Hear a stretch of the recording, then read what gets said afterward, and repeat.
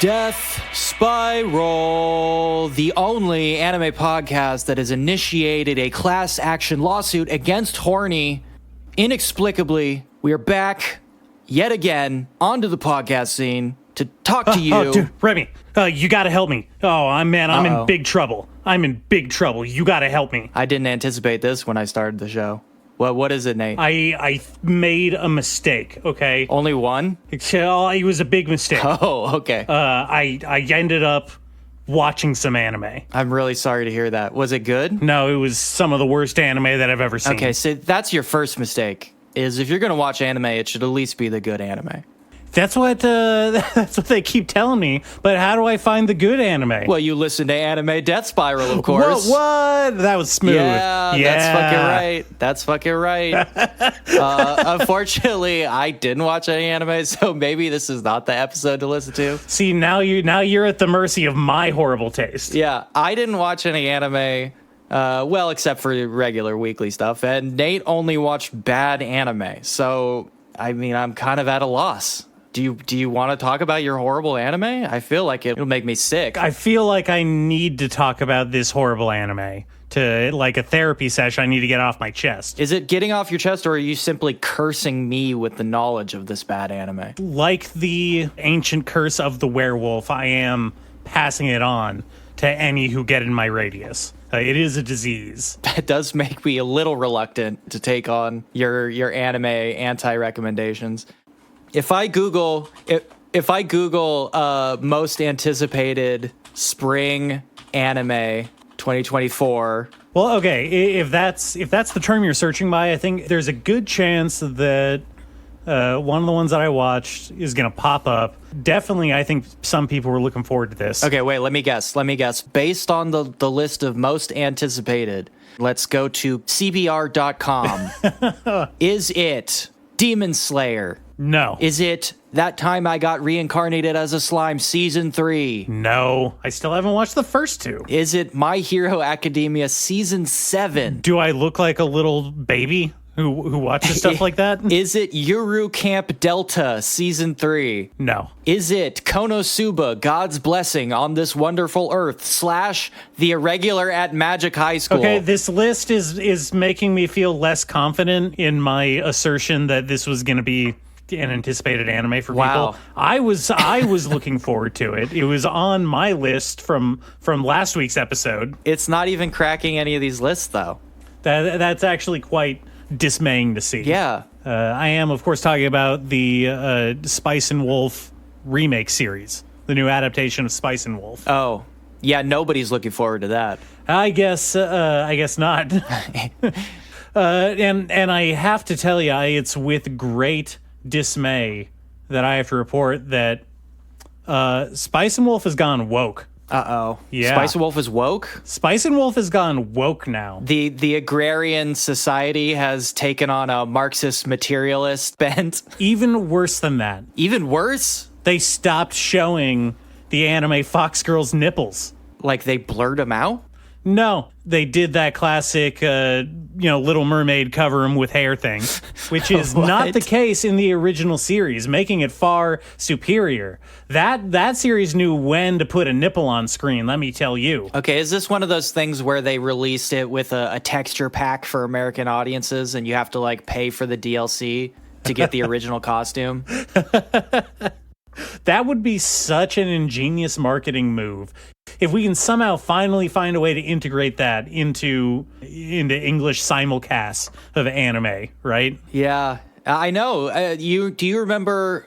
Maybe you don't, because you weren't much of a Kanye fan at the time. But do you remember when Pablo came out and Kanye pulled Wolves off the album so that he could redo it, and then he reloaded up a different version of the song after the release of the album? No, I don't remember that. No? Okay, well, that is a thing that happened. A lot of people thought that was basically the end of music, but other bands didn't end up doing that very often. But I do see it in the future of anime. You know what I mean? Mm-hmm. Like when the last season of Jujutsu Kaisen hits DVD, or Blu-ray or whatever they have now, whatever hardware exists at the time. Don't ask me. Who knows? I haven't bought a real thing in years. They're going to redo those animations.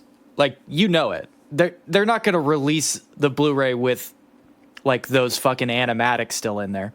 You think so? I mean, it would be prudent not to, right?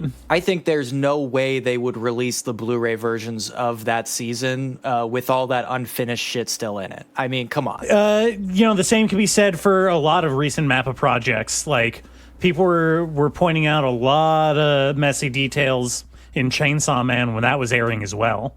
I wouldn't be surprised if we see, like, remastered versions replace the broadcast versions, almost completely. They love to turn that shit into lost media. I wasn't even thinking about it when I said that, but I'm thinking about it now, and there's a lot of times where the art gets redrawn from the serialized manga release to the volume release. That happens pretty often. Well, the big example off the top of my head that I can think of would be something like the color compression that happens on like the Dragon Ball Z original releases or Sailor Moon, where the TV broadcasts were these much more vivid, bright, more fully saturated versions of the color palette. And then on the VHS home release, they all kind of get muted down. That just becomes the standard from then on.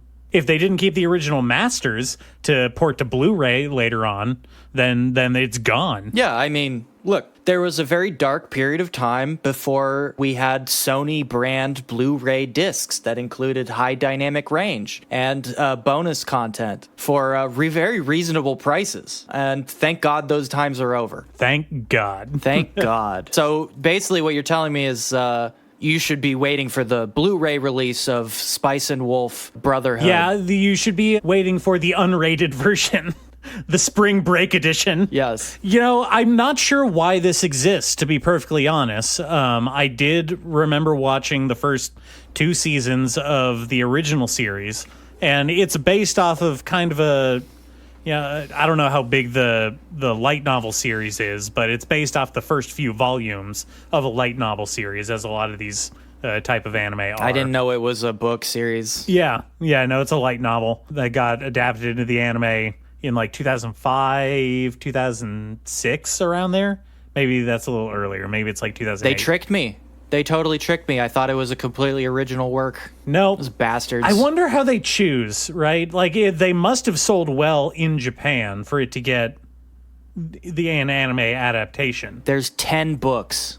Okay, yeah. And one of them hasn't been released yet. So they're still going on. So clearly, these are a juggernaut. So maybe it's just I assume I labeled it here Spice and Wolf Brotherhood because it's essentially just doing what the Full Metal Alchemist anime did. They're going back and trying to be a little bit more accurate to the book series because they ran into the issue of kind of having to adapt it, add in some filler stuff. Because there was as yet unreleased things back then. Yeah, that's why they show her nipples, right? As like a sort of a make good. With yeah, the no, audience. it's a token of goodwill towards the audience. Like, hey, this isn't going to be the most accurate adaptation, but it will be the most nude one. You won't worry about the unfinished ending so much as long as we have the weird little fox girl be like mostly naked. Yeah, she's only naked for half of an episode. Total ripoff. And then she discovers clothes exist. And that she looks good in them. Her words. She's like, why was I naked for so long? Clothes fucking rule. Basically, yeah. That I can agree with. That's one thing that I watched, and unfortunately, probably the best thing out of the 3, if we're talking in terms of like value as a cultural artifact. As like something that should exist. Yeah. So you're gonna watch more of that? I'll probably end up watching more of that. Yeah. Oh, I'm sorry to hear that. Well, you would be. I don't know. Maybe I'm just interested in the intricacies of medieval grain trading. Have you ever considered that? Yeah. You know what? If there's anything I know about your interests, it's pre-industrialization of markets. I'm just saying we should go back to a pre-industrial agrarian society. It makes the most sense. Frankly, I have to say, it looks insanely boring. Well, that's why they have to add in kind of You like know? the flirtation of this dude and essentially a manic pixie dream girl that is glommed onto him, right? Yes. I get it. You throw the fantastical element in there, yes, to like spice it up a little bit. Get Well, I suppose if there's one other flavoring to it, it is the backdrop of the growing influence of Christianity in its attempt to wipe out kind of like the pre-Christian pagan.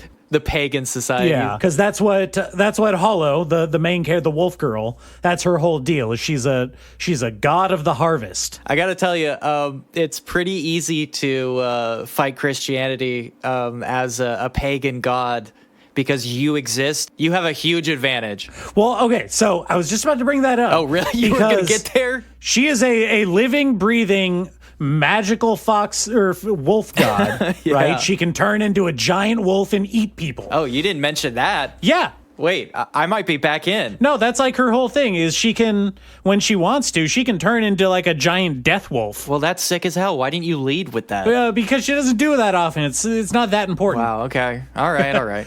But the whole thing is like she's there. She is objectively a thing that exists, and she has powers that she can use, god powers to make grain grow and shit. So does that mean that Jesus also exists?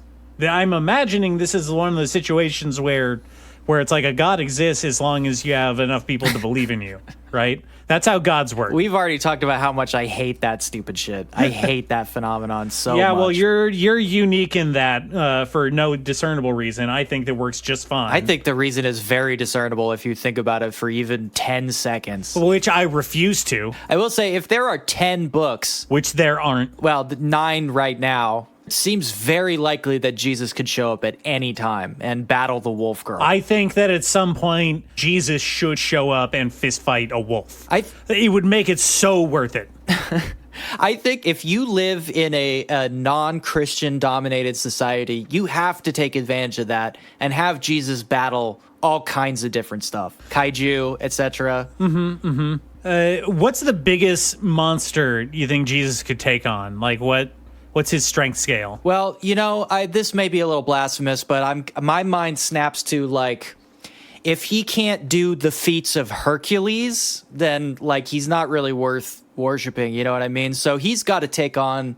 Let's see. Now I'm not super up on my mythology, but like I think Hercules killed a Medusa. I think he killed a giant lion at some point. He definitely killed a big minotaur. Perseus. He killed killed. I think he killed some of his like brothers and sisters at some point too. So there's like a gaggle of demigods. Listen, if he wasn't killing, he was fucking. Was he? Oh yeah. I don't remember that part. Yeah, all the time. I assumed Hercules was like a semen retention guy. In the Disney movie, he definitely is. That's where his glow comes from. Remember, he loses his glow after he hooks up with the hot lady. Yeah, you're right. You're right. Yeah, that's semen retention. You didn't want to run into him during No Nut November. Yeah, look, I thought that was very bold for a Disney movie during the Disney Sance. I think that maybe is why Iger came in and put a kibosh on that. It was like, no more semen retention heroes in the Disney canon. Here's basically where I'm at. I think that someone even as lowly as a common writer could beat Jesus. So I don't think he ranks high on my scale. Yeah, you think so? Yeah. You think a common writer could beat Jesus? Well, yeah. Ultraman absolutely could stomp Jesus. He could stomp him, yeah, but you know what? The thing about Jesus is he's kind of got an Obi-Wan thing going where if you strike him down, he only returns more powerful than the last. That's kind of his whole deal. Suck it, you just made me God. Yeah, exactly. That's sort of his whole thing. Isn't it Lucario in Smash Bros. Who gets stronger the more you beat him up? Yeah, I think so. He charges up his punch meter. Jesus is kind of a Lucario. Well, Lucario also died on the cross for our sins. Yeah, and we're the first podcast to say it. We're the first podcast brave enough to say it. Lucario deserves your worship more than Jesus. I'm saying it right now.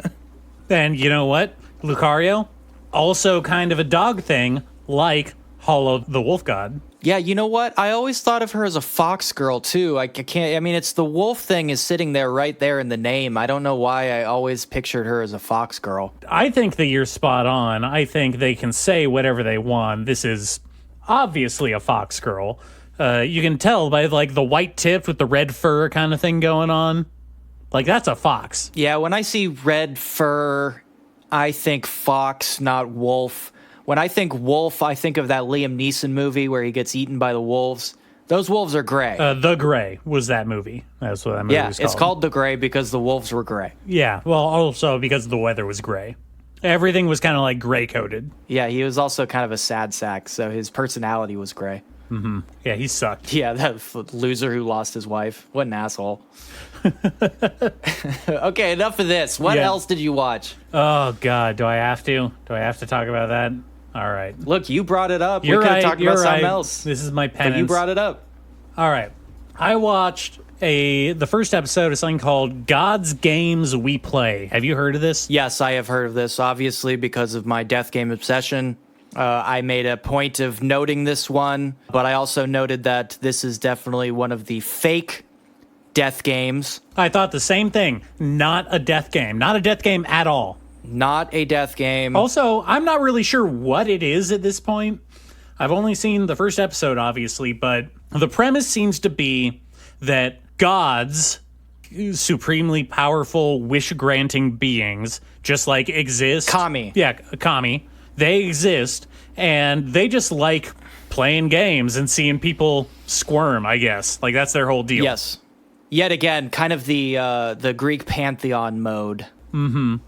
And so they have set up this generations-long tradition of these increasingly complex physical and mental games that their chosen apostles can compete in to essentially one day, hopefully, maybe get the chance to have unlimited wishes. Yeah. The first episode starts off with a cold open of these science wizards unearthing a naked lady encased in ice up in the North Pole. Girl in a box. Girl in a box. Classic girl in a box. Classic girl in a box setup. They discover her like the scientists discovering the thing. And then we get a cold cut to modern day. I can't remember what the capital city was called. It was something stupid like the city was named Enchantment or something like that. Enchanter's City. Not Enchantress City, like Enchantment. Enchantment. Yeah, that was the name of the city or something like that. And Enchantment, North Dakota. Yeah. They got a diner with the best pie there you ever had. And so we get introduced to what I see. It's like the government of this world, this setting, where, by the way, when you get granted the seal of a god's approval and become an apostle, sometimes you get magic powers. It seems like. Oh, you gotta. You gotta have magic powers to compete in the game. Yeah, of course. Because there's monsters and traps and mazes and whatnot involved. Yeah, it wouldn't be fair otherwise. And so the world government has been set up to kind of accommodate this tradition as like the central focal point of its entire existence. Yeah. And so we get introduced to the main character, who is a intern in this apostle program with the government, and he wants to be the very best game player that there ever was. And cool, man. What a cool guy. Yeah. No, he's a totally cool guy, and he's got big spiky yellow and red hair, and his grandpa gave him an Exodia set. Now, what I do have to point out here, this is a very stock death game character. The guy who is really into games and wants to be the best game player. Yeah, that pops up a lot. Yeah, I mean, not even in a broad sense. I mean, like, literally this guy.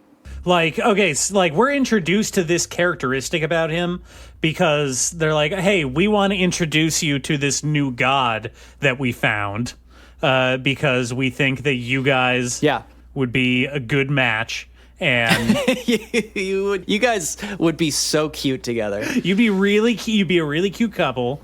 and we think that you could win the game. And this dude is like a prodigy. He's the only intern that's won. A prodigy? Yeah. You mean prodigy? Prodigy, yeah. You mean Firestarter? That prodigy? Yeah, he's a real maverick is what I'm trying to say. I see. Okay. Please Yeah. tell me his head explodes like in the first 10 minutes of the show. No, he's actually Oh a my super amazing boy genius man. I don't like that. Yeah. And so this new god whose name is Leche, like the Spanish word for milk. What? Yeah, I don't know. I don't know where they're getting that one Her from. name's Leche? Other than maybe because she has Don't say it. maybe Don't because she has say it. big- Please, God. big breasts. Jesus Christ. Hey, that's on them. I'm just pointing out. I'm just telling it like it is. Man. Anyway, she's like, "All right, well, if you're gonna be my apostle, I've got to test you," and she puts him through a series of memory games and games of chance. Like she asks him to roll a specific number on 2 dice.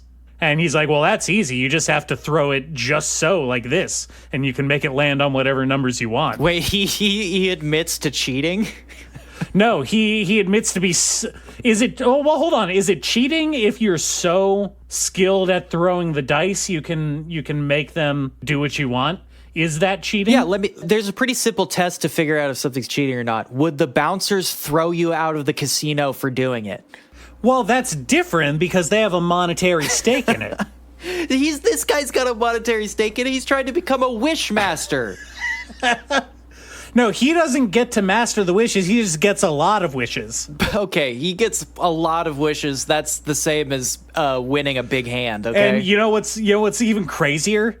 Like this god specifically lays out like, oh yeah, and by the way, you can wish for more wishes. There's no rule against it. Oh, they addressed that in the first episode? They just straight up say like, yeah, you can wish for as many wishes as you want. Why not just give you a billion wishes like right off the bat then? Like why like pussyfoot around it? Well, maybe you're like an idiot and you don't realize that and you think that you only get one wish.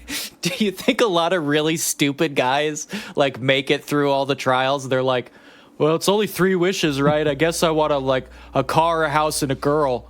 Well, according to what I've kind of gathered, it's no one has known what the prize is up until this new god confirms it. So no one's won before. No.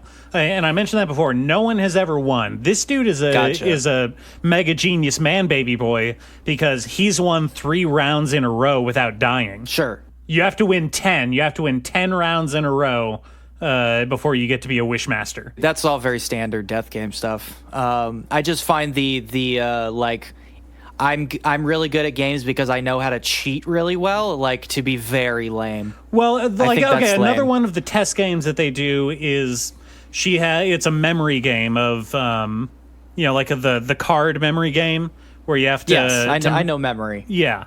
But her twist on it is memory. that she uses her god powers to make all the cards spin in an orbiting 3-dimensional pattern to make them harder to memorize where they are. They're all constantly moving and floating around the room. Yeah, I mean, we've played video games, so that's not really like. I've played any number of Mario DS games. Yeah, I've played Mario Party like 1 through 10. I think this is not a big deal to me. So this also demonstrates his ability. He has like perfect 3D spatial memory. So it's just cementing him as the ultimate big brain genius man of this series. By the way, all shit the main girl from Kakegurui can do, by the way. I just wanted to point that out. Oh, yeah, that's her deal? Yeah, and she's not even like fighting for wishes. She just likes gambling. She's just really good at gambling, and she likes seeing people lose money. She's just really good and she's really into it. She never loses money. She's so fucking good. If I could have a power, my superpower would be to never lose money at gambling. It's not the worst one to have. And I do it without Tom Cruise, too. I'll just say that right now. I think I would have Quicksilver's power. Yeah, you want to go real fast? You want to be a Sonic? Yeah, I think that'd be fun. If I could have a power, I'd want a Mario power where people turn into money if I jump on their head. You better start working on your vertical leap. Well, that's also part of the power is I get a 15-foot vertical leap. Oh, yeah, so you could just join the NBA. Well, again, I've already won the Gods Game challenge, and I am a wishmaster now. Okay. And I'm using my billion wishes to wish for a billion more wishes, and all of those wishes are being Mario. I wish I was taller. I wish I was a baller. Yes, I get it. The thing that really bums me out about this thing is that this is an amalgamation of a few different, much better death games. The gambling, like Game Master, and the no life or death stakes is really Kakiguri. The guy whose whole thing is that he's like so good at games that he's like bored of playing regular games. That's like Battle 5 seconds after meeting.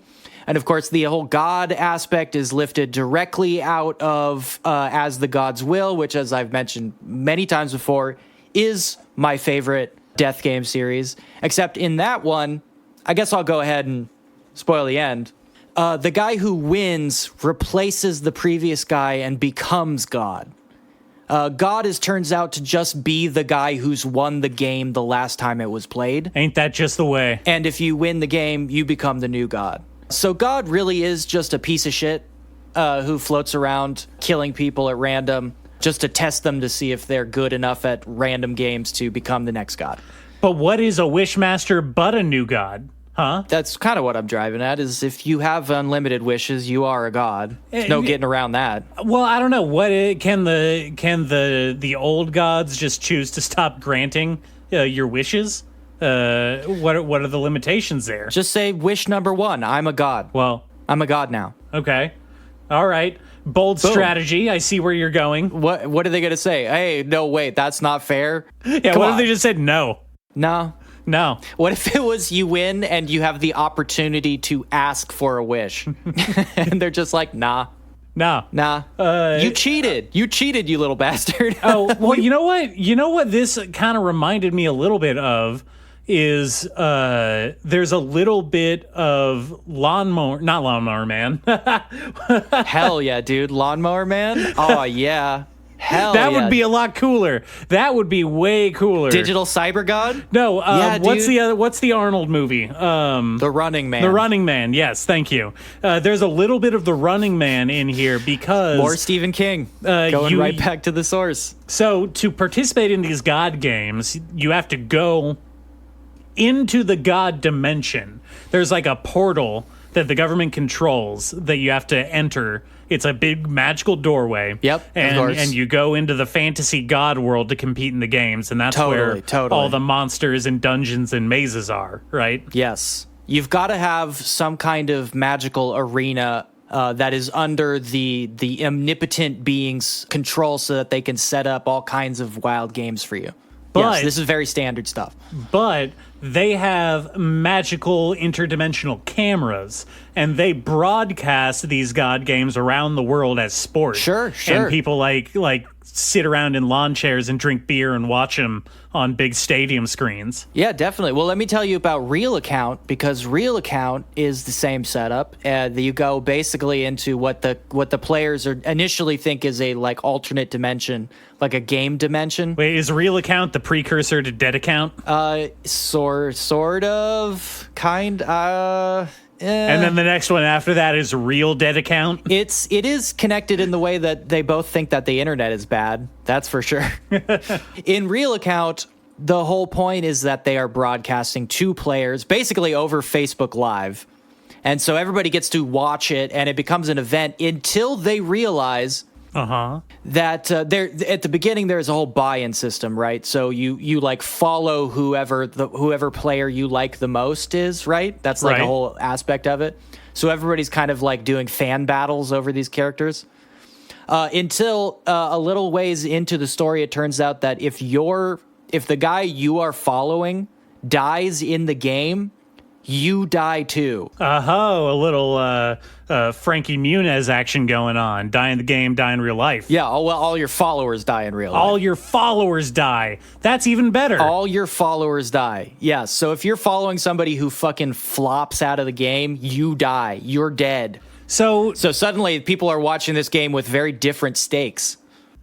Okay, so you are familiar with the concept of the modern person who eschews social media, right? The modern man. Yes. Well, I'm not one of those social media guys. Yeah, you're talking about a return guy. Yeah.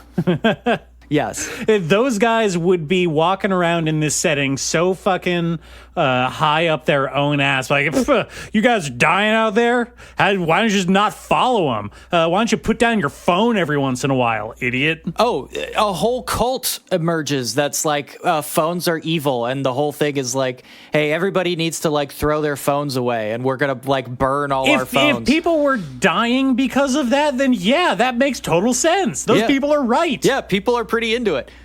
Of course, you are dooming, if you unfollow all these people and like get your phone away, you are dooming the players of the game, which are innocent teenagers for the most part. Fuck them teens. Fuck those teens. So again, I have to reiterate that this God's games we play, like the fact that there is no actual stakes involved is like making it like very lame. Well, okay, they haven't introduced stakes yet, as far as I can tell. I'm assuming that there is risk of death inside the God world, or maybe when you die in there, you just get magically transported back to the real world. I don't know yet. I kind of hope that there's death stakes involved. I doubt it. It seems much more focused on like beating the gods through games of wit and memory. Yeah. It is that like vacation home game box starter pack of death games. Yes. Oh, hey, we got what? We got Liar's Dice and a deck of cards. Sure, there's a movie trivia game in there that hasn't been updated since like 2002. I found a backgammon board with no pieces. Yeah, the thing about death games is they establish the stakes very early on because the stakes are sort of the driving force behind all of the action of a death game. I mean, for God's sakes, it's called Death Game. So if you don't have stakes in the first episode, it's probably not going to be a death game. Now, I want to ask you something about this. This caught my eye. Okay. Online, we have shows, and they're all listed online with, like, tags. Mm-hmm. Tags like adventure or fantasy, isekai, reincarnation, romance, school, sci-fi, comedy, whatever. Well, how would I know to base... like what to base my personality off of if I didn't have those categories? Yeah, we need categories to regiment every aspect of our lives and tastes. That just makes sense. I notice one of the first tags on God's games we play is ecchi. Oh, actually, this is something that I have wanted to bring up for a little bit. You were getting around to this. Ecchi fantasy. Well, that makes sense. There's like a whole thing that they do where... like Hollow, she's a god and she doesn't really get wearing clothes.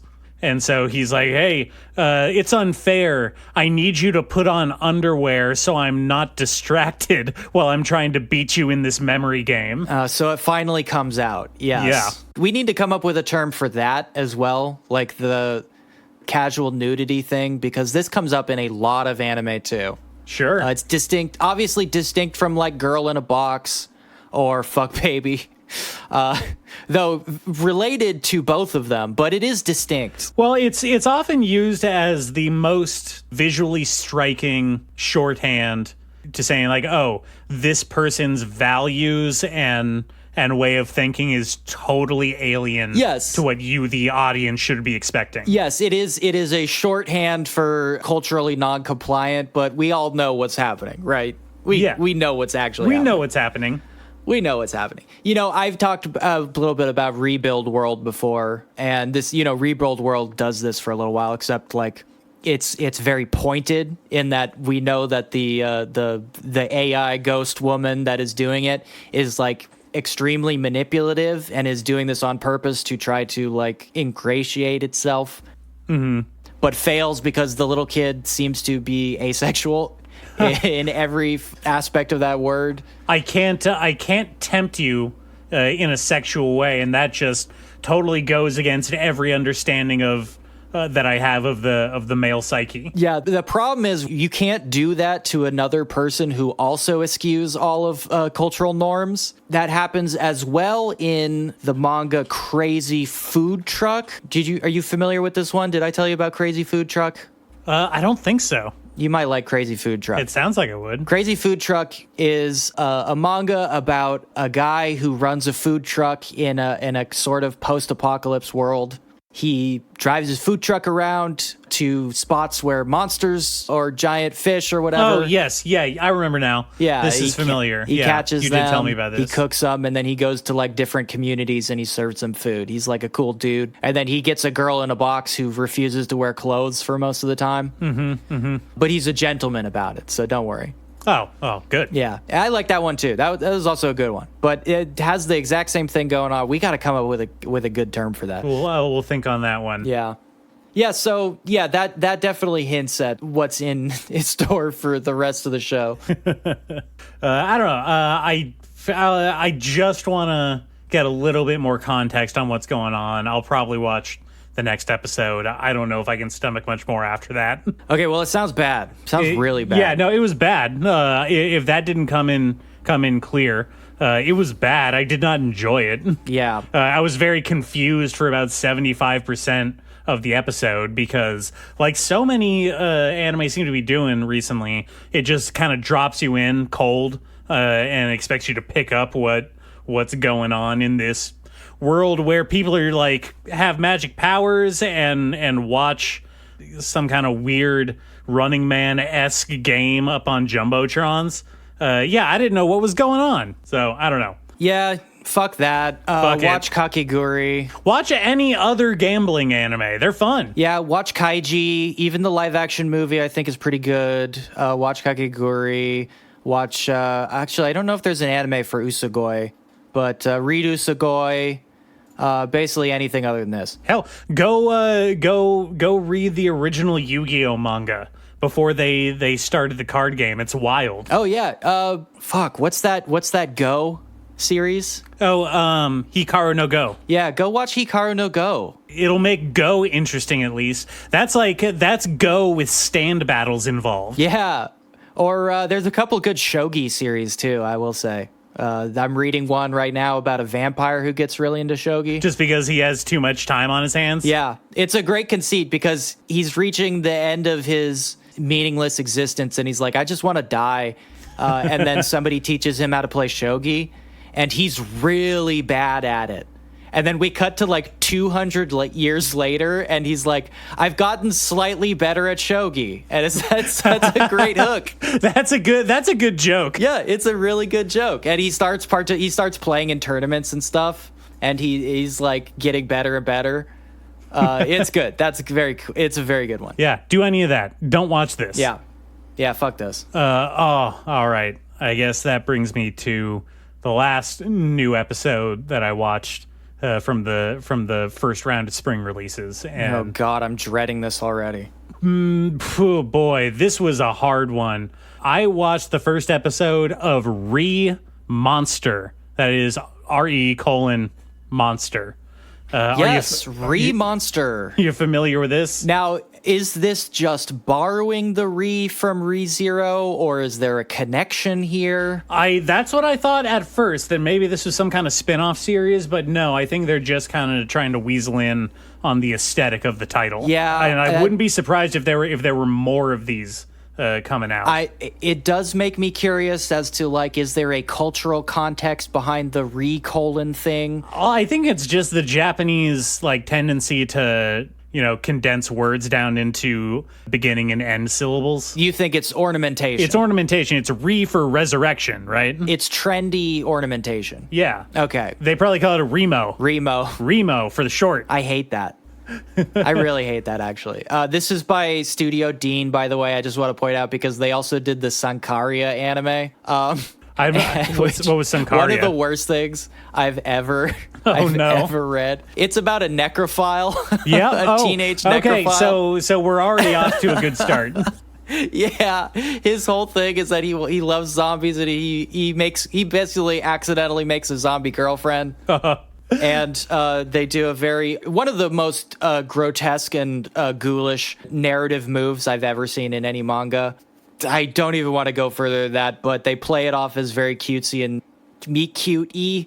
Mm-hmm. And I hate it. I think it's one of the worst things ever made. We're off to a good start because right after that, they started working on Konosuba. Oh, they're the Konosuba team. Yeah, and I've less said there the better, right? I think we've made ourselves pretty clear on Konosuba.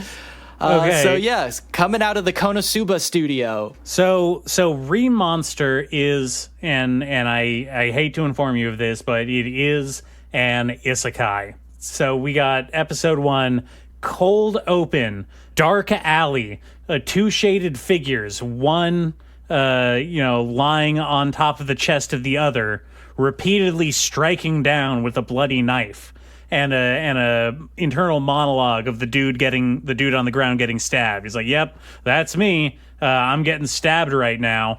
This record sucks." Scratch. Yep. I bet you're wondering how I got myself in this mess. And so he's like, "Yeah, well, I guess I'm about to die." And then cut to intro animation. And when we get back, he is taking his first breath as a little baby goblin in a new world. So this is a titty sucking anime. No, he's just like a little. There are no goblin mothers as far as I can see, which I guess we'll get into later. Wow. Hey, that's okay. Look, we got to talk about stereotypes. That's not okay. So he awakes. He's a little goblin baby now. Obviously, still has the full mind of an adult from his previous life. Yes, again, something we've established as truly horrific, like one of the most awful things you can imagine. Now, here's the twist that we get served right at the beginning. What if I told you that he was isekai'd from another fantastical setting? I would say that immediately terrifies me because of my experience with other isekai that start off in a fantasy setting and go to a different fantasy setting. Well, you should absolutely be scared. Yes. So this establishes now he's recounting his previous life, and he was the biggest, baddest, edgiest edgelord of a villain in that world. Because his power was he could, by consuming the flesh of his enemies, gain their abilities. Video game rules. Yep. He was a red mage, right? Cannibal red mage. Sure. This is all ringing alarm bells from previous experiences. And when you know it, you get to carry that power over into your next life. Oh, he gets to keep it. Usually they would lose it, and that's kind of the dramatic tension there. No, he starts off as a level 1 baby goblin. By the way, he sees literal video game text writing in his head whenever he closes his eyes. It's like a thing. Sure. Sucks that he has to close his eyes. Most people just see it floating in front of them. Yeah, no, he has to concentrate to see it. Literally bringing up the start menu. And so he's a level 1 baby goblin, but he still has the absorb ability. And so he uses his superior intelligence and ability to honestly get the weirdest fucking sounding abilities. Okay, so he goes monster hunting, right? Yes. And he just starts eating shit. He just eats whatever he kills. And he just starts gaining abilities one after another. And there's stuff like vamp up or pyrophilia or mudomancy. Wait, let's go back a step. Pyrophilia, he likes fucking fires? He's a firefucker? Well, apparently he's like, yep, I guess I just got a new kink. I gotta put my dick in that fire? What else? Something called thermology. Just nonsense words, nonsense sounding video game abilities. Okay, all right. And he uses these abilities and his superior intelligence to kind of become the leader of the goblin kids in his goblin tribe, right? Because as he finds out from the goblin elders, if you can reach level 100 before dying of old age as a goblin, you can then transform into the next tier up of monster. Wait, what? Yeah. What's the next tier up of monster from a goblin? Well, we find out at the end of the episode that it's a hobgoblin, which is basically a hobgoblin. Yeah. Not an orc? Well, that's something that stood out to me. In this one, they're explicitly taking the Zelda kind of the classic Zelda interpretation of orcs, where they're like pig men. The orcs are big pig men with pig heads, right? Well, that's rude. A hobgoblin, I guess, is more of the classical orc that we think of from like Western fantasy, where it's ostensibly just a muscly green person, right? Yeah. Except for him, he's like a sexy, muscly green person. Ugh. Oh, and by the way, I should mention that he goes from little goblin baby to adult goblin to evolved hobgoblin sexy man in the span of about 11 days.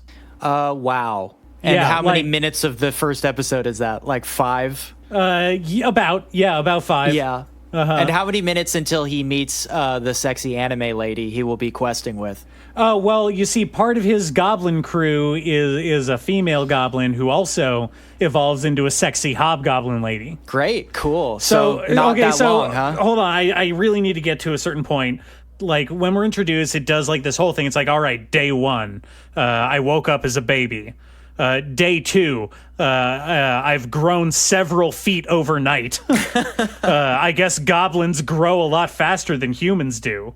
And this is the worst part of the whole episode. He's like, all right, day 5, I go walking around the goblin cave to see what kind of supplies we have because I want to make a weapon. And I wandered into a storage room full of naked, captured human women. Oh, Jesus Christ. Some of them, like, visibly pregnant. Fucking And then that's Jesus just not Christ. mentioned again. It just skips to day 6 and we go on with the story. It never goes back to that. Yeah, because that is well-worn thematic territory in just pure, like, exploitation genre shit. Yeah, it's awful. I think, yeah, the audience that would enjoy this kind of shit, like, pretty much, they're picking up what the show's putting down right off the bat there. Right. And is just the absolute worst fucking exploitation genre bullshit that you could possibly imagine. Basically, this is exactly the controversy from Goblin Slayer that is just... Right, yeah, I remember that. Yeah, throw in some, like, just absolutely tasteless exploitation shit right in your first episode, so that you signal to the degenerates and the edgelords that, like, you're on their side so that they'll watch your show. Now, let me ask, And then you can do whatever you want afterwards. would this be an issue today if Berserk hadn't done it back in the 90s?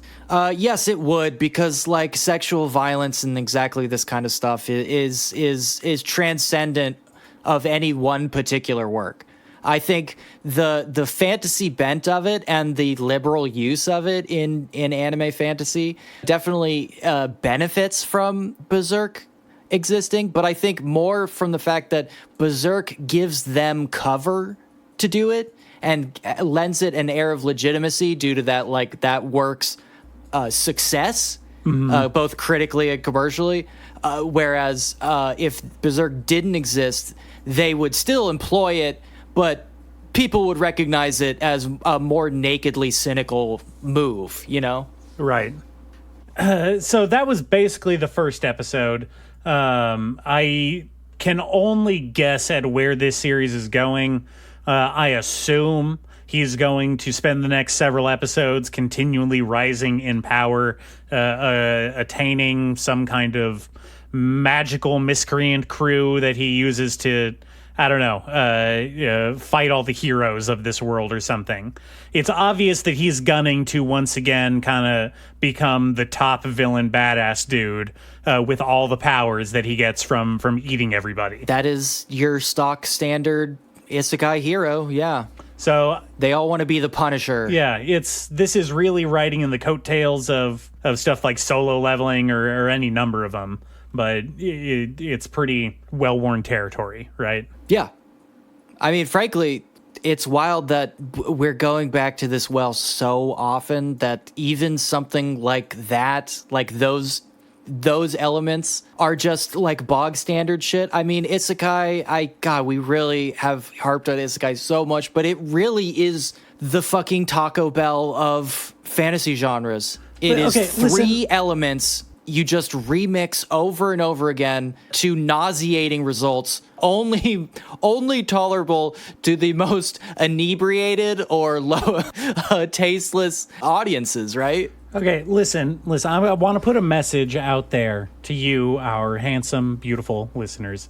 If any of you are isekai fans, I just want to know, like, I have one question, like, are you okay? Are you doing all right? Like, are you fine? Like, are you sure that you want to be into this? Is that what you want to spend your time doing? Please seek out somebody who will listen to you and talk to them. Talk to someone, okay? You know, I'm not trying to be like, you know, super dismissive, like, oh, go touch grass. Like, I'm genuinely concerned for your well-being. Yeah. Oh, there is a problem, and I think it's not being addressed, and it should be. It needs to be addressed. Call your parents. I will say, just for anime fans in general, here's my plea. For everyone who is even tangentially involved in, I hate to say hobby, but let's say interest, the broad interest in anime, you deserve better. You are valid, you have value, you deserve better than this. No, just you need to demand it. I know that modern anime industry has taught you that you should just accept your slop and like this is the best you're gonna get. But I promise you, if you demand better, you'll get better. You don't need to drink the slop. You don't need to feed yourself from the slop. The slop could be good. It could be good if we all collectively demanded it be so. Listen, a good future is out there. It just needs to be taken. Through collective action, we could demand the slop be better. I promise you, it could be better. You just need to realize inside yourself that you are worth it.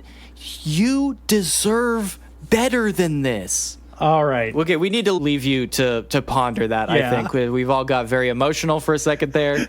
Why don't you sit down and think about that for a little bit, okay?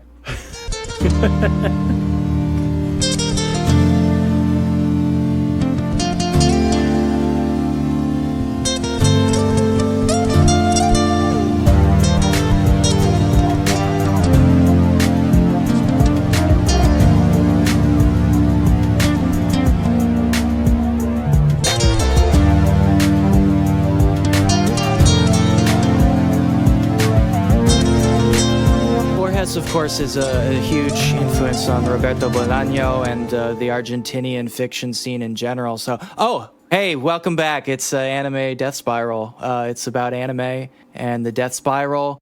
We were just talking about pizza. We were talking about pizza. Yeah, pizza's great, right, Nate? Oh, yeah, it's awesome. I was getting around to it because, as we're both aware, it is the spring season, as we've been talking about. The birds and the bees are fucking sun's out, guns out, and the cherry blossom trees are blossoming. It is Sakura season in glorious Nippon right now. Those big pink trees, they're squirting their juice all over the place, as I understand it. And you know what that means, don't you? It means that it is time for the yearly cavalcade of Sakura-themed food crimes that come out of Japan. Because there's a big festival, right? Well, it's not so much as a big festival. It's more of like during Sakura season, because Sakura trees only bloom for about a week. So it's very quick. Wow, lazy. Yeah. And so anytime during that week, it's just traditional to observe what's called hanami, or the Sakura viewing. Right. And as I understand it, people come to the trees and everybody gathers around and they shake the trees, and like piñatas, all the sakuras fall down onto the ground and people pick them up and they're eating them. They're enjoying them. They're having a good time with their family, right? Yeah, that's about it. You may be mixing some other stuff in there, but you generally got it right. Yeah. No, you got it. You're fine. Okay. Yeah. But you have a picnic. You eat flour flavored shit, which Yeah. Now I've never actually eaten any of these Sakura excretions, so I'm not really familiar. Is it like a particular flavor? Or is there like a mouthfeel to it or something that people are really into? Because I don't really get it at all. Well, you'd hope hope that it would taste like cherries, right? Cherry trees, cherry flowers. Maybe there's some crossover. But are those related? Yeah. Sakuras are cherry trees. What? What? You didn't know that? Come on. Know your fruit, bro. What you got? You got no fruit knowledge? This is blowing my mind right now. This dude has no fruit knowledge. He's got no game and no fruit and no bitches. I know. Hold on. I know the olive tree. I know the lemon tree. Keep going. I know there's a couple more. The avocado tree. It's a big one. I know. The plum tree. The plum tree, right? Sure. Yeah, well, that's pretty dang close. Plums and cherries are pretty close to each other, you know. Oh, yeah? Well, when plum season was around, we would all gather around my grandfather's plum tree and shake it like a piñata and then eat all the plums off the ground. That was big in my family. that was your family tradition, and then you'd set a Christian on fire inside of a big burning man. Look, if you didn't eat them off the ground, then these really big squirrels would come around, and you didn't want them like invading your yard because they'd fight you. They love the plums, especially when they get nice and like gross and start fermenting. Oh, they get plum drunk. Yeah, this giant squirrels would get plum drunk, and then they would start fighting each other. They would be killing neighbors' dogs and shit. They were wild, man. You do not want them around. They'd have a little squirrel fighting tournament. Oh, yeah. Squirrel Budokai. They would rip each other apart. This is what I'm picturing when you tell me about some kind of Sakura festival. This is what's going through my mind. I mean, yeah, just switch out eating fermented fruit off the ground with drinking like perfume flavored sake, basically. Okay. All right. I guess I'm starting to get the picture. Mm-hmm. Well, so I mentioned that doing a big picnic lunch for this is a big part of it. And, I found something that I would bring with me on one of these delightful picnics amongst the ethereal beauty of the Sakura tree. Are you gaming out your Sakura Day plans? Yeah, no, I think I am. I think I'm planning it out. Okay. Domino's Japan offers what they call, and this is really a culinary revolution, a Sakura pizza. Sakura pizza. Okay, I'm familiar with Domino's. They make a sort of pizza-like food that they will drive to your house. Well, you see, you're legally allowed to call it pizza in Japan. You're not allowed to do that in Canada or Europe. In America, you have to call it pizza concentrate. Yes, I will say at least 50% of the food has to be pizza for you to call it a pizza. Sometimes you don't get 50% and you can ask for your money back. There's very little sawdust in these pizzas. But you're telling me in Japan they're like actually mostly pizza? Yeah, no, they're allowed to call it mostly pizza. That's a big difference. Oh, okay. That's a big distinction. Right. I need you to get on the same page with me here. It's a terminological difference. Yes. I see. Okay. And so for a limited time only, you can get a pizza-like product that is 1.5 times the amount of cheese from a regular cheese pizza. So that's already pretty good right off the bat, right? Okay. Everybody's favorite part of the pizza, the cheese. They put it on top and they fuck it into the crust. Great. That's great. I love this already. So in addition, we have toppings such as condensed milk, strawberries, tapioca pearls, and Sakura chocolate, whatever that means. Sakura chocolate? Yeah. So kind of it's like a subtle rose flavor, but also chocolate. Oh, so like if you want your candy to taste like potpourri. Exactly. Yes. Cool. Now you get it. Yeah, that's dope as hell, man. Mm-hmm. I love that. Now, what if I told you that's not all? What if I told you that in addition to that delightful dessert pizza, you can also get an order of Sakura-crusted mozzarella balls? Crusted in Sakura, that's what you're saying? In Sakura-flavored batter, yes. What if we took the inherently inefficient shape of a mozzarella stick, cut it into the superior spherical supremacy of a ball? Yes. So you can fit more into a bag, right? Yeah, sure. Imagine you're walking around town, you're hitting up the arcades, you're hitting up the casinos with your extra large bag of deep fried pink mozzarella balls. Absolutely. You're feeling pretty good about yourself. Better hand feel, for sure. You just pop them in your mouth whenever you want. Yeah. You don't have to fumble around with a big rod of cheese. Who wants that? Yeah, absolutely. If you bite one end, it doesn't all squirt out the other end like you're in a comedy film. And on top of that, the Sakura flavor reminds you of your aunt's funeral every time you take a bite. I'm really loving this. This sounds great. I mean, except for eating it. That part sounds disgusting.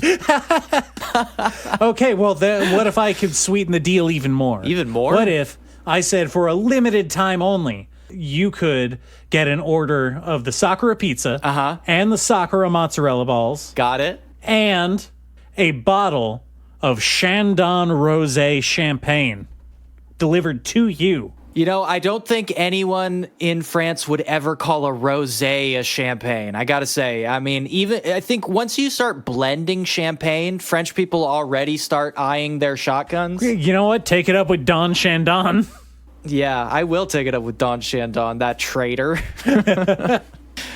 All right. Well, you know, if that doesn't float your boat, we do have some more traditional type pizzas that you can order from Domino's Japan.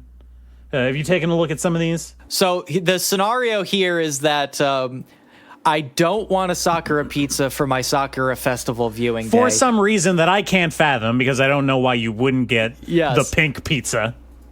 But I still, for some reason, want to order Domino's. I still want the Domino's part. Yeah. Okay. If your standards are low, but not that low. Okay. Now I will say, just to head you off first, I have had French pizza, just to kind of tie it together. So I have had the worst pizza in the world. Yeah, I was about to say, you've eaten literal garbage. Yes, I've eaten the worst possible pizza you could ever imagine. So right off the bat, I mean, everything. Which is like, that is crazy. How can you be so close to Italy and still fuck it up, right? It's like they do it on purpose. Yes, it is sort of a cultural animosity thing. I think the whole point is to embarrass the Italians and prove that pizza is bad. Now, I don't think that's where Japan is coming from. I think they're on some other shit. Yeah, no, they're coming at this from a very different angle. Full score for enthusiasm. Yes. They seem to be trying to one-up the sort of like Super Bowl day novelty food angle. Yes. The hot dog crust. This nacho cheese-filled pizza with the cheese volcano giga meat.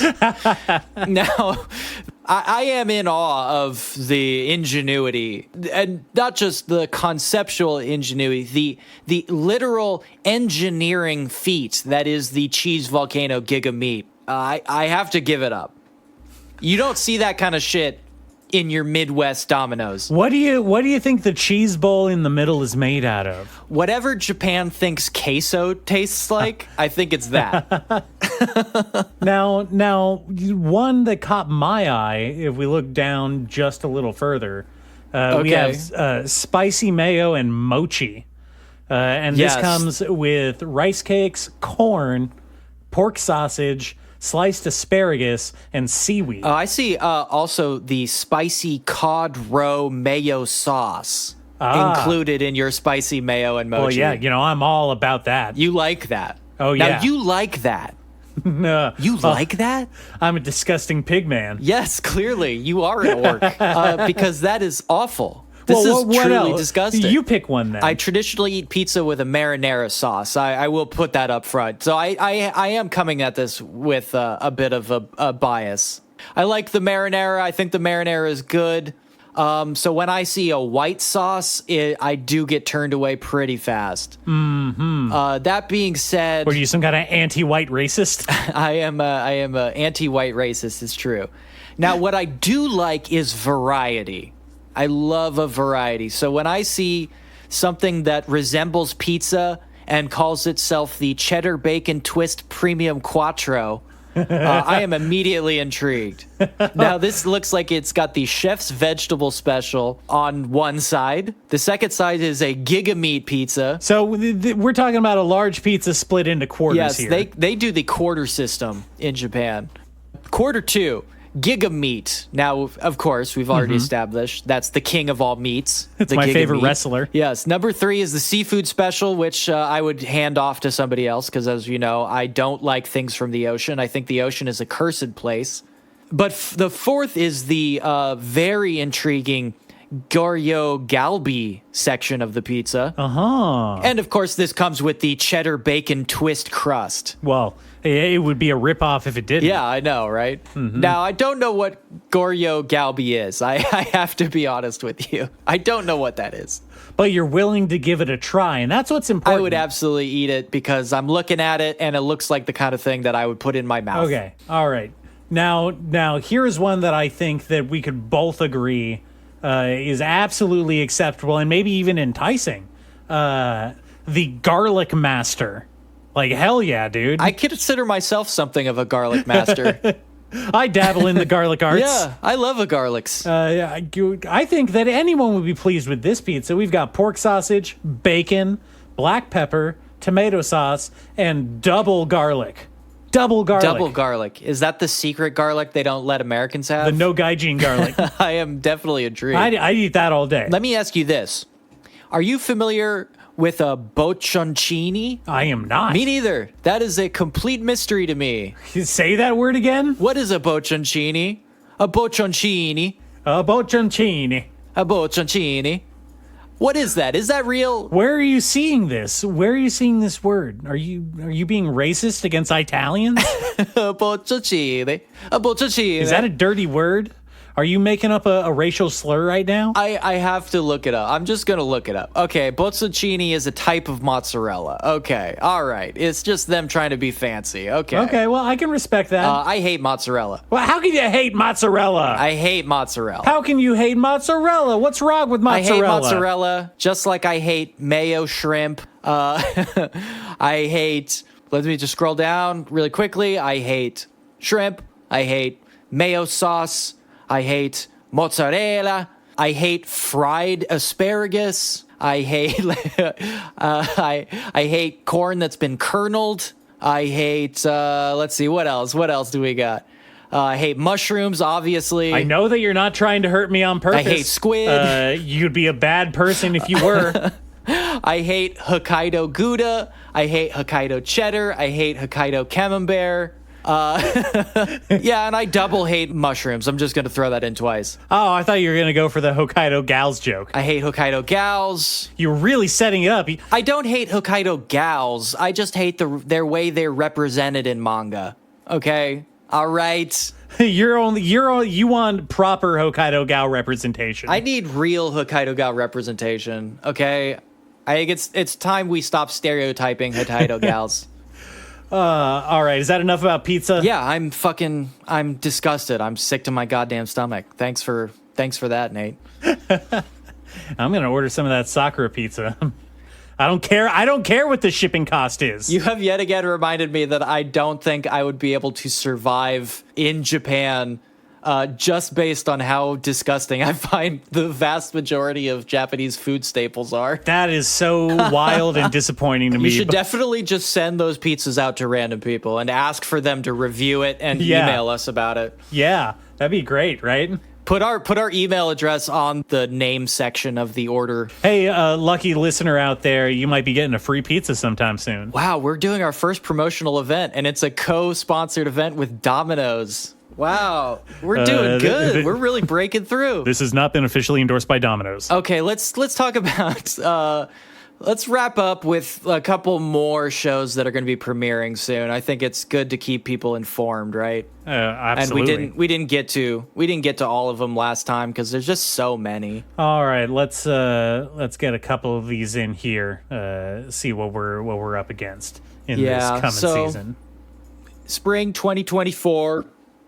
We've got a couple more shows. I have to say, a lot of these I'm a little ambivalent on. These are definitely going to be on my wait and see lists, but there's stuff we didn't get to last time, like Grandpa and Grandpa, that's better. Yeah. Grandpa and Grandma turn young again is just one of those premises that's just like, well, that's cute. I mean, that's cute.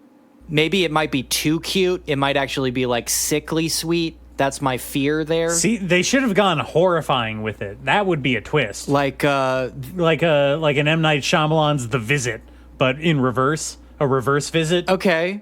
What if their minds had become young but not their bodies? What if it was that?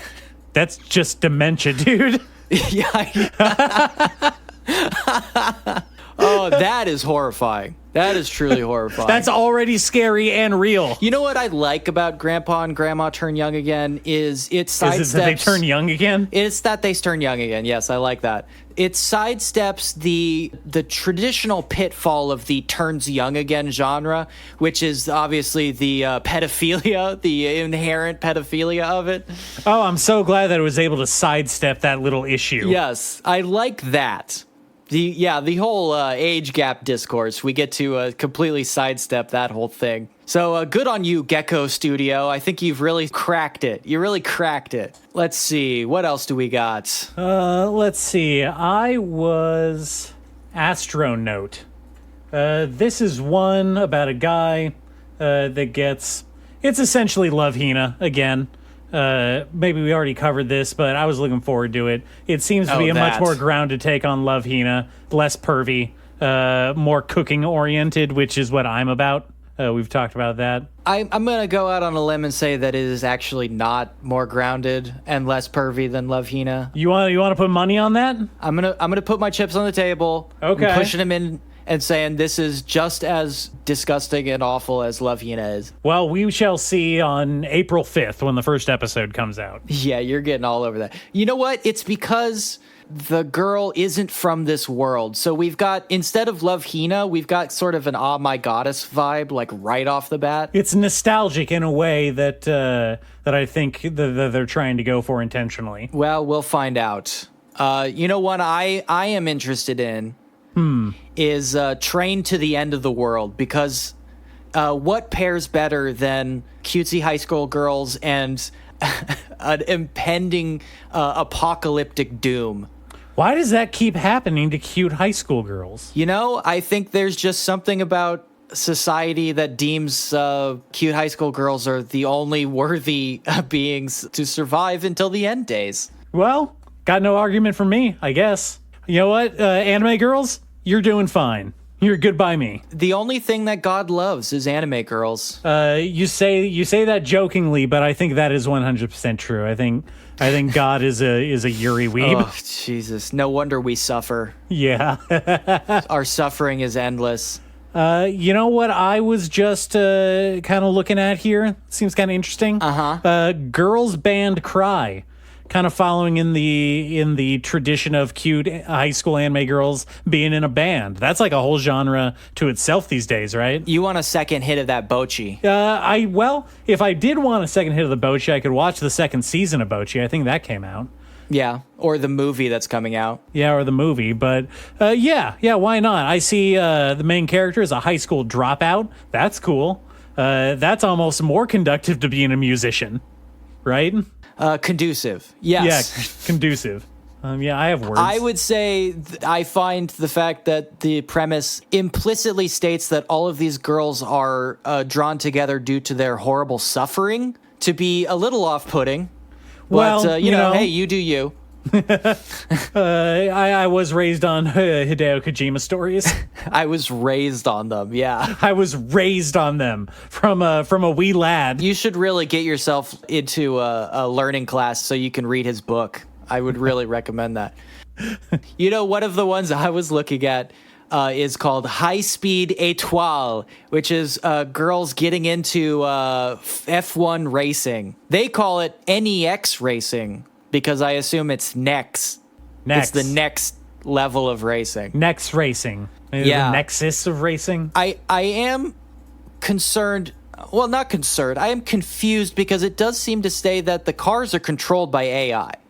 So I'm not sure what the anime girls actually do if the cars do all the driving. Maybe they do the driving and the cars. I'm assuming it's a speed racer setup where they have like, I don't know, gadgets and jumping involved. I don't know, probably, right? Man, that would be so cool. It almost has to be, right? Look at the costumes.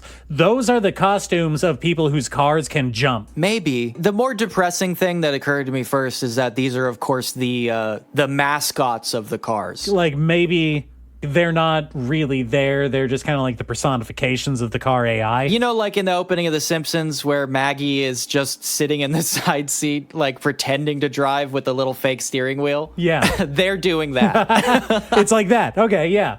Yeah.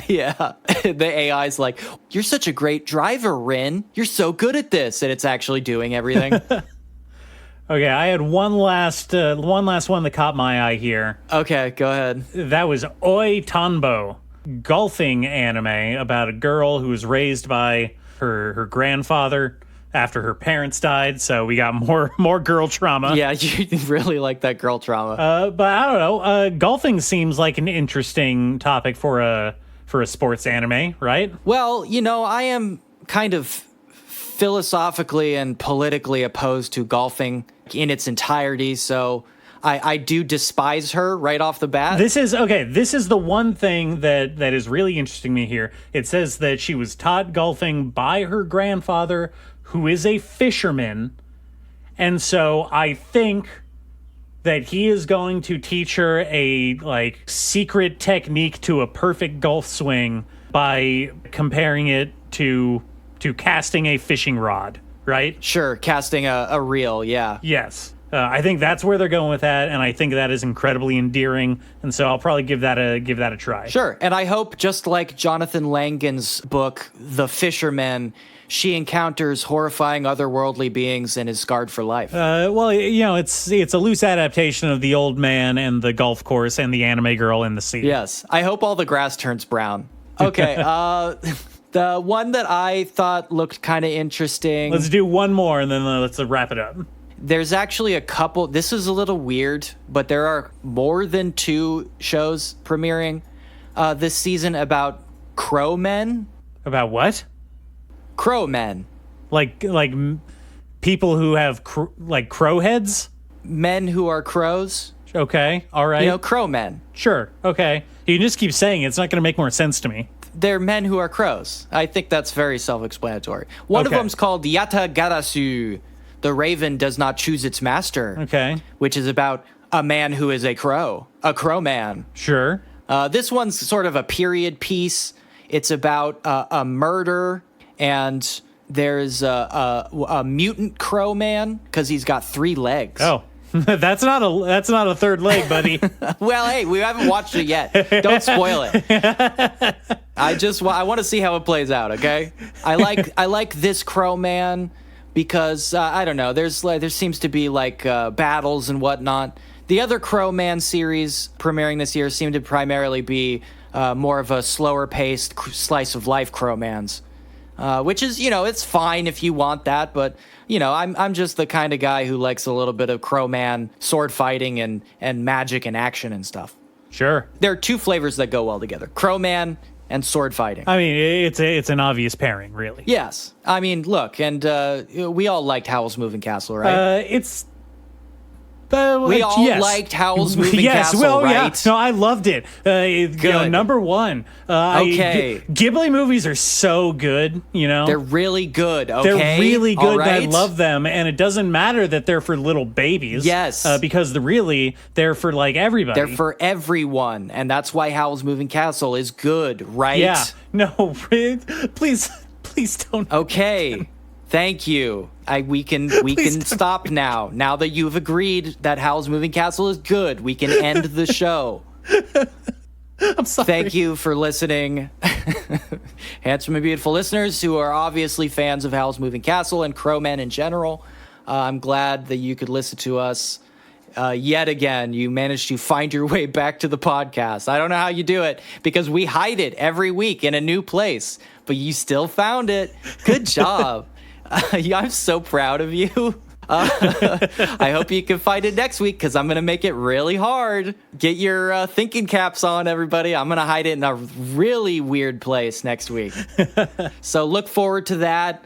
We're going to start talking about the shows that are actually premiering that aren't isekai. So that's going to be really exciting. I'm going to have a couple to talk about. And the dramatic conclusion to The Witch and the Beast and Buchigiri. Gonna love talking about that. We're gonna get real in depth with that. Yeah, they got real in depth with that. Yep. So look forward to that next week, you guys. Bye.